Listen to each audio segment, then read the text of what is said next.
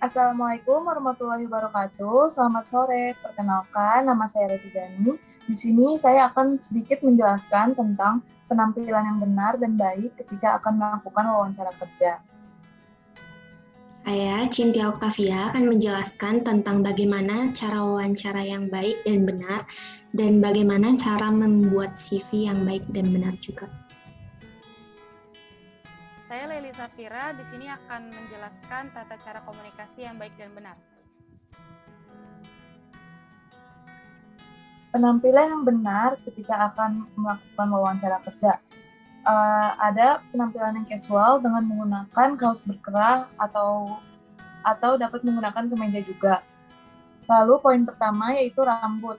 Rambut dirapihkan, diikat jika perempuan, dan menjaganya tetap bersih dan terawat, jangan sampai berantakan. Karena rambut di dalam bisnis juga dianggap profesional jika dirawat dengan baik. Yang kedua, ada parfum atau wewangian. Usahakan aroma tidak terlalu menyengat, karena belum tentu aroma yang Anda sukai akan disukai juga oleh orang lain dan bisa menjadi pengalih perhatian.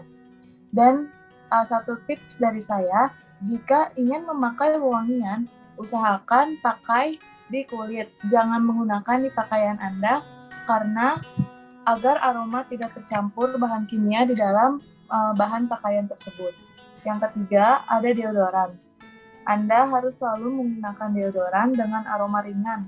Hal ini akan menghindari Anda merasa di situasi tidak nyaman. Yang keempat, ada kuku. Setiap orang dalam bisnis harus memastikan kuku Anda bersih, dikikir atau dipotong rapi, dan kutikulanya juga harus terawat. Lalu selanjutnya ada riasan wajah atau make up. Anda harus terlihat segar dan tampak segar. Yang kelima, ada riasan wajah atau make up. Anda harus terlihat bersih dan tampak segar. Jika Anda memakai riasan, pastikan presentasi pribadi Anda tetap profesional. Riasan Anda seharusnya tidak menjadi hal pertama yang diperhatikan oleh orang ketika mereka melihat Anda. Jangan sampai orang yang pertama kali melihat Anda langsung gagal fokus karena makeup Anda yang berlebihan. Yang keenam, ada nafas. Nafas menjadi hal yang penting, terutama jika Anda berada di industri yang langsung menghadapi klien. Bau mulut dapat merusak hubungan bisnis. Saya sarankan untuk selalu membawa penyegar nafas untuk Anda agar bisa lebih berjaga-jaga jika terjadi bau mulut yang tiba-tiba. Boleh menggunakan apa saja, asal jangan menggunakan permen karet, karena permen karet merupakan gangguan besar yang kadang juga dianggap tidak profesional. Itu semua hal-hal mengenai penampilan yang benar ketika akan melakukan wawancara kerja. Sekian penjelasan dari saya. Ada yang ingin bertanya?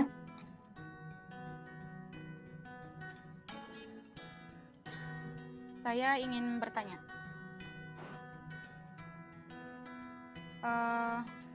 Bagaimana jika saya ingin melamar pekerjaan, namun saya ingin memakai pewarna kuku atau kutek?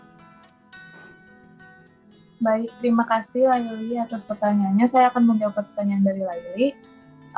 Jika Anda ingin memakai pewarna kuku atau kutek jika ingin melamar kerja, itu boleh saja.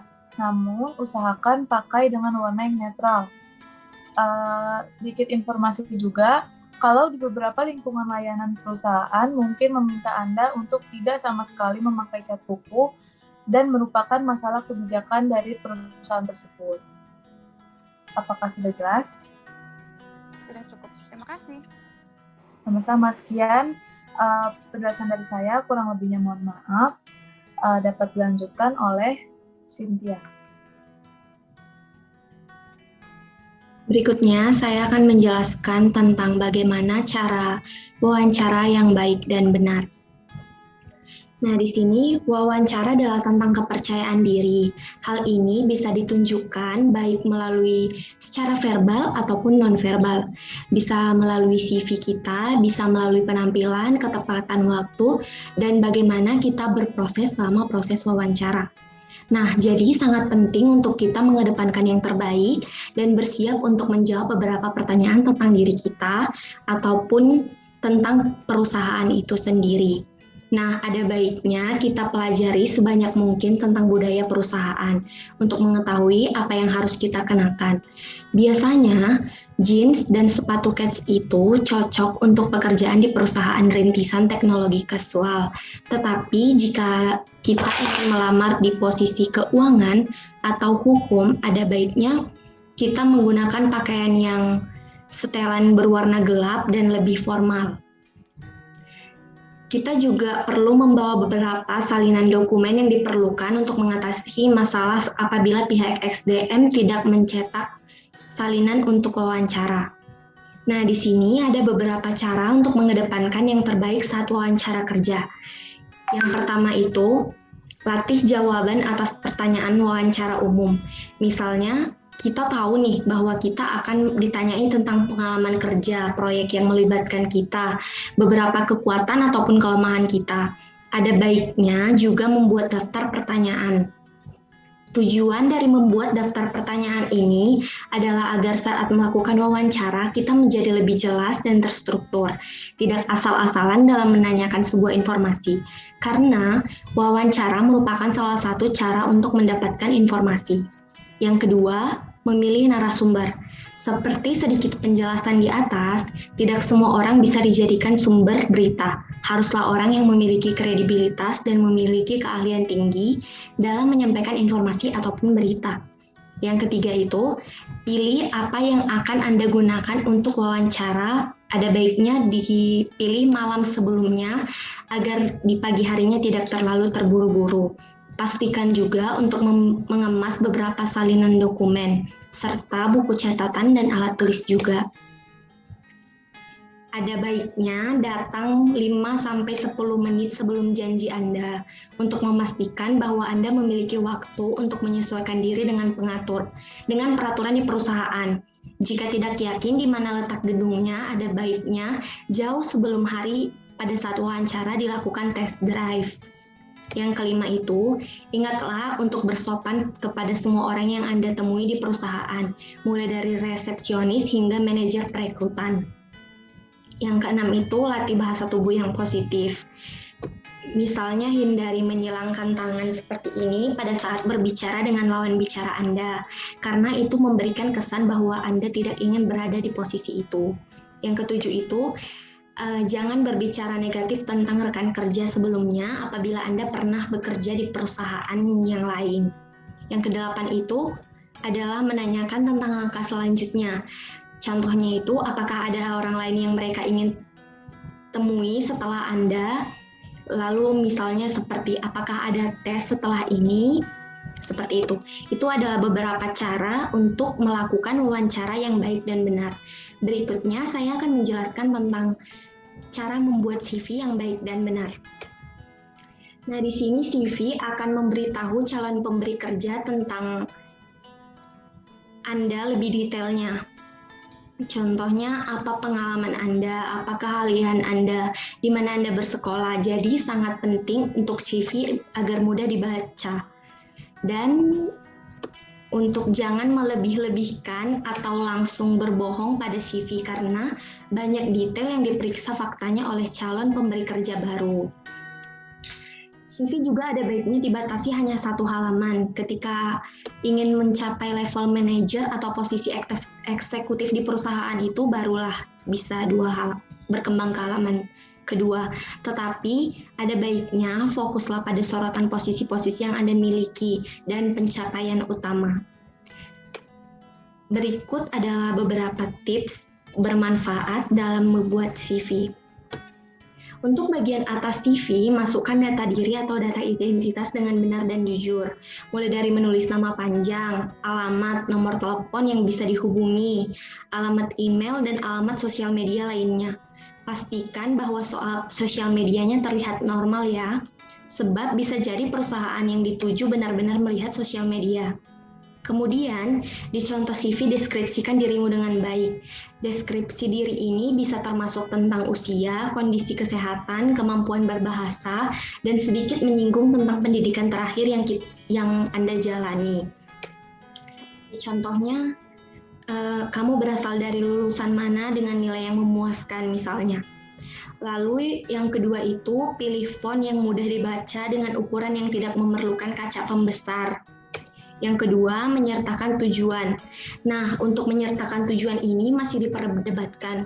Sebenarnya menyertakan tujuan itu belum terlalu penting karena tujuan ini cenderung mengambil sejumlah baris yang mungkin lebih baik digunakan untuk beberapa pencapaian kita sendiri. Yang ketiga itu, yang keempat, ada baiknya CV dibagi menjadi beberapa bagian. Misalnya untuk pendidikan semuanya, pendidikan dulu. Terus pengalaman itu pengalaman semuanya gitu. Pendidikan di kiri, pengalaman di tengah, dan keterampilan itu di sebelah kanan. Pokoknya diatur serapi mungkin. Terus selanjutnya itu riwayat pendidikan. Riwayat pendidikan di sini adalah hal yang penting di CV. Tidak perlu menulis secara urut mulai dari pendidikan di taman kanak-kanak, cukup dari pendidikan di masa sekolah dasar, sekolah lanjutan pertama, sekolah menengah atas, dan universitas.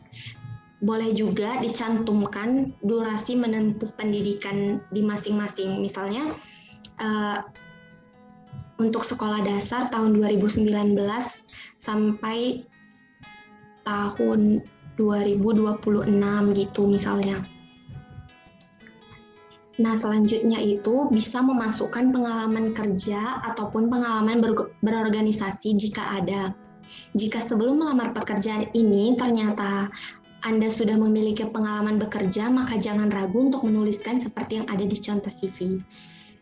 Tulis juga detail perusahaan apa yang tempat bekerja, durasi bekerja, posisi, dan tingkatan atau jenjang karir yang didapatkan. Nah, di sini selain pengalaman bekerja, pengalaman dalam berorganisasi juga bisa menjadi nilai plus Anda. Apalagi jika dalam berorganisasi Anda menduduki atau memegang jabatan yang cukup berharga, contohnya jadi ketua BEM, nah bagus tuh dimasukin ke CV. Setelah itu menjelaskan kualifikasi diri yang Anda miliki. Selain pendidikan yang berkualitas, perusahaan juga akan melirik kualifikasi khusus yang kamu miliki. Apalagi jika kamu mencapai sesuatu berkat kemampuan tersebut, sehingga jangan ragu untuk menuliskannya di CV. Selanjutnya itu ada menuliskan keahlian pribadi yang menunjang kemampuan, misalnya keahlian dalam Photoshop, Excel, Microsoft Word, boleh juga. Selanjutnya itu capaian atau penghargaan yang pernah kamu raih, misalnya juara fashion show. Dan di sini jika memiliki capaian khusus bisa dimasukkan di tahun berapa, di mana, dan seberapa besar pengaruhnya di pekerjaan yang kamu minati. Yang ketujuh itu CV ada baiknya dituliskan secara di sini CV dituliskan secara lengkap, singkat, padat, dan jelas. Gunakan juga kata dengan kaya makna, terdengar cerdas dan efisien. Kemudian tuliskan setiap alur riwayat hidup dengan runtut, termasuk di jenjang pendidikan, pengalaman kerja, atau prestasi yang pernah kamu raih. Jangan menuliskannya secara tidak beraturan. Oh iya, untuk di CV juga jangan menggunakan nama yang berlebihan atau aneh untuk alamat email seperti cynthia-cantik@gmail.com seperti itu. Terima kasih. Sekian penjelasan saya. Jika ada pertanyaan, saya persilakan. Saya ingin bertanya. Silakan. Apa fungsi alat tulis dalam proses wawancara? Oh, yang wawancara tadi, fungsi alat tulis untuk membuat catatan pada saat wawancara. Di sini kamu tidak perlu mencoba menulis setiap kalimat yang diucapkan karena hal ini akan memperlambat proses wawancara. Cukup tuliskan poin-poin penting dalam jawaban narasumber. Usai wawancara, tuliskan semua detail tersebut dalam bentuk narasi sesegera mungkin. Sertakan detail berupa suasana dan peristiwa yang terjadi selama proses wawancara. Itu guna alat tulis. Sekian jawaban dari saya. Masih ada pertanyaan? Sudah jelas, terima kasih Cynthia. Nah, berikutnya akan dilanjutkan oleh teman saya. Terima kasih Cynthia. Selanjutnya saya akan menjelaskan cara komunikasi yang baik dan benar. Jadi komunikasi yang baik itu adalah salah satu komunikasi yang bisa berjalan secara efektif. Nah, keefektifan komunikasi ini dipengaruhi oleh proses komunikasi yang terjadi. Komunikasi yang efektif itu lebih dari sekedar bahasa tubuh. Ketika kita tahu cara untuk membaca gerak tubuh seseorang, kemudian kita juga akan tahu harus bereaksi seperti apa untuk mendapatkan hasil yang maksimal dari interaksi kita. Apakah itu melalui email, pribadi, maupun telepon, itu menjadi komunikator yang efektif dalam bisnis dan sangat penting juga untuk keberhasilan kita. Biasanya kita itu membutuhkan beberapa menit atau beberapa waktu untuk menyesuaikan diri dengan lingkungan dan orang-orang di sekitarnya. Misalkan ketika kita pergi ke kantor orang lain, terkadang kita akan ditawarkan segelas air minum dan kita harus menerimanya. Menurut saya itu dapat mengulur waktu kita untuk menyesuaikan diri sebelum pertemuan itu akan dimulai. Air itu juga bagus untuk mengurangi rasa gugup kita. Kita bisa meminumnya seteguk atau 2 teguk gitu, dan jangan sampai kita nggak minum air itu, bahkan kita nggak nyentuh itu, jangan sampai kita harus menyentuh gelas itu. Kemudian jika kalian datang ke wawancara gitu, jangan sesekali kalian minta dibuatkan sebuah kopi atau yang lainnya. Kemudian jika kalian mengadakan meeting di kantor sendiri maupun di kantor orang lain, kode etik itu juga harus tetap berjalan gitu. Jangan lupa jika sedang ada rapat di kantor kita juga harus selalu berpakaian rapi walaupun kita itu bukan anggota rapat itu. Kemudian jaga kebersihan kantor, pastikan juga dokumen seperti kontrak dengan klien itu tidak terlihat oleh kliennya sendiri atau disimpan di tempat yang rapi gitu. Dan yang penting itu silent HP kalian saat sedang berjalannya rapat. Sebaliknya, jika kalian sedang menghadiri rapat di kantor orang lain, jangan sampai HP kalian itu terlihat. Kemudian jangan membawa makanan atau minuman dari luar karena itu akan menimbulkan sampah di kantor mereka. Kemudian perhatikan juga tutur kata kalian, itu nggak hanya saat sedang rapat aja, tapi di saat kalian masih berada di lingkungan kantor tersebut. Lalu ketika kita menulis email, surat resmi, pesan langsung, atau teks kepada klien, pastikan bahwa salinan yang kalian buat itu sudah benar secara tata bahasanya. Sekian pemaparan materi dari saya. Kalau ada yang ingin bertanya, silakan bertanya. Maaf, ingin bertanya. Sebelumnya, faktor apa yang bisa mendukung komunikasi yang efektif? Langsung saya jawab aja ya. Faktor yang mendukung itu, yang pertama itu ada informasi yang lengkap. Terus ada penyampaian yang ringkas, terus pemilihan kata yang penuh dengan pertimbangan. Terus yang pasti itu harus disampaikan secara jelas, terus informasinya bersifat nyata. Tata krama juga penting dalam komunikasi, dan menyampaikan informasinya, kalau menyampaikan informasi itu harus sudah teruji kebenarannya atau sesuai dengan fakta. Sudah cukup jelas, Cynthia? Ya, terima kasih. Sekian pemaparan materi dari kami. Kurang lebihnya mohon maaf. Wassalamualaikum warahmatullahi wabarakatuh.